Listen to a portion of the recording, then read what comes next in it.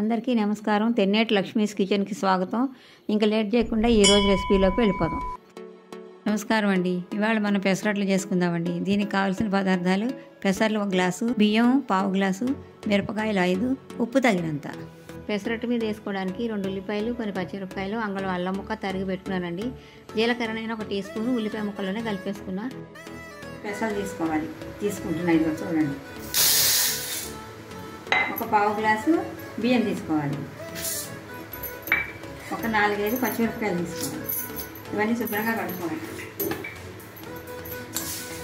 మంచిగా కడుక్కోవాలండి. ఈ పెసల్ని బియ్యాన్ని 2 సార్లు శుభ్రంగా కడుక్కోవాలండి, మట్టి లేకుండా. కడిగి పెట్టుకున్న బియ్యాన్ని పెసల్ని గ్రైండర్ చేసుకుంటున్నా. ఆన్ చేస్తాను. చాలామంది పెసర్లు నానబెట్టాలి అంటారు. అవసరం లేదండి. అలా నానబెడితే పెసరట్టు మెత్తగా ముద్దగా వస్తుంది. ఇలా చేస్తే క్రిస్పీగా ఈజీగా వస్తుంది. దీనికి ఎక్కువ టైం కూడా పట్టదండి. ఒక 20 నిమిషాలు రుబ్బుకుంటే చాలు. నీళ్లు కొంచెం కొంచెం పోసుకుంటూ వీడియోలో చూపించినట్లు మెత్తగా రుబ్బుకోవాలి. మనం చేతితో పిండి చూసినప్పుడు బరకబరకగా లేకుండా సాఫ్ట్గా మెత్తగా ఉండాలండి.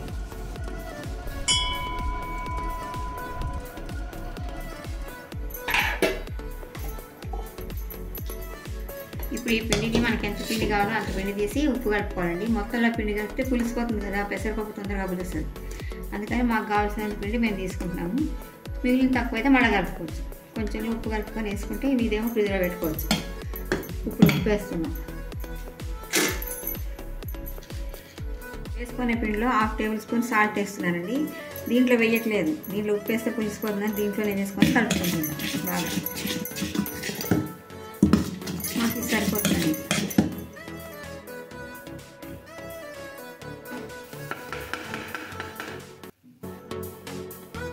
ఇప్పుడు పిండిలో కొన్ని నీళ్లు పోసుకొని పెసరట్టు వేస్తున్నానండి.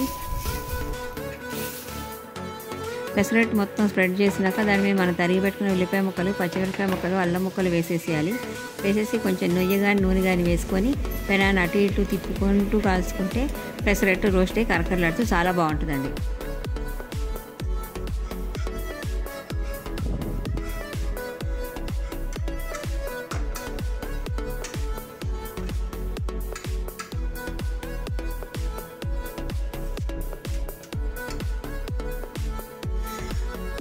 పెసరట్టు రెడీ అయిందండి. దాంతోపాటు ఉప్మా, అల్లం చట్నీ వేసుకొని తింటే చాలా బాగుంటుంది.